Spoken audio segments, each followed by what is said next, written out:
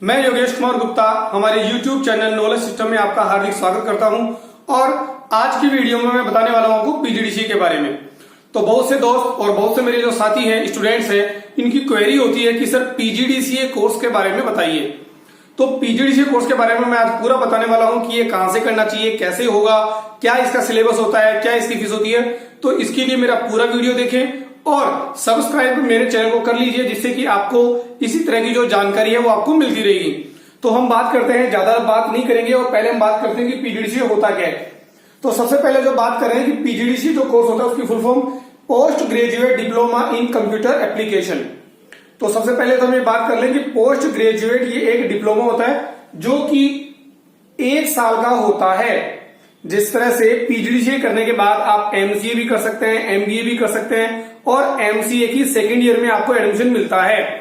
तो पीजीडीसीए करने के लिए ये कोई जरूरी नहीं है कि आपने जो अपनी ग्रेजुएशन जो की है, जरूरी है इसमें ग्रेजुएशन वो आपने आर्ट्स से की है, साइंस से की है या कॉमर्स से की है। आपने किसी भी स्ट्रीम से पीजीडीसीए किया हो तो भी आप पीजीडीसीए कर सकते हैं।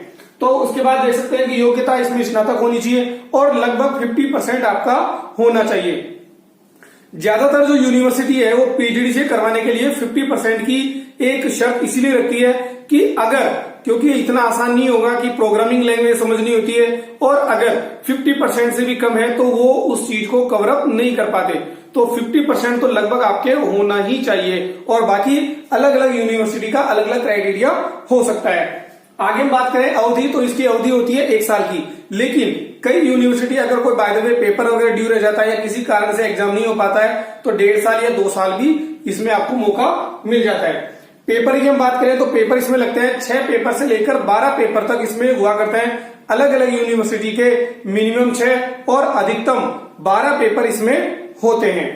इसके अलावा हम माध्यम की बात करें तो हिंदी मीडियम और इंग्लिश मीडियम दोनों में होता है। लेकिन मैक्सिमम जो यूनिवर्सिटीज हैं या उनका जो कोर्स कंटेंट है वो आपको इंग्लिश में ही अवेलेबल होगा।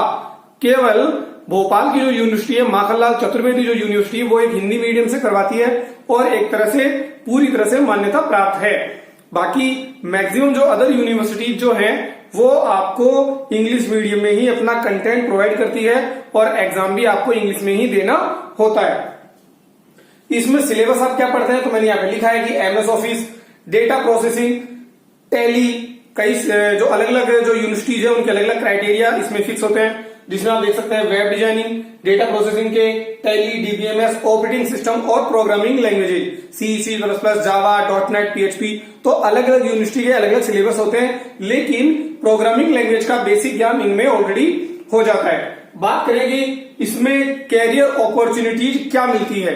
तो कैरियर अपॉर्चुनिटी का मतलब यहां पर ये होता है कि इसमें आप सॉफ्टवेयर डेवलपर हो सकते हैं, सॉफ्टवेयर इंजीनियर हो सकते हैं, डेटा एंट्री ऑपरेटर और एक इंपॉर्टेंट जो बात मैं बताने वाला हूं बैंकिंग सेक्टर में या इंश्योरेंस में कि गवर्नमेंट टीचर की जो वैकेंसी आने वाली है उसके लिए पीजीडीसीए किए हुए स्टूडेंट्स ने एक मुहिम चला रखी है और जल्दी ही पूरी आशा है कि अगर आप गवर्नमेंट टीचर के अप्लाई करना चाहते हैं तो वहां पे आपको पूरी तरह से इसके लिए एलिजिबल आपको मान लिया जाएगा। तो अगर आप पीजीडीसीए करना चाहते हैं, क्योंकि अभी वैकेंसी की डिटेल अभी आई नहीं है लेकिन जल्दी ही इसकी विज्ञप्ति जारी होने वाली है, तो अगर आप अभी एडमिशन ले लेंगे तो आपका 1 साल में पीजीडीसीए पूरा हो जाएगा और जल्दी से जल्दी पूरा इसको आप कर पाएंगे।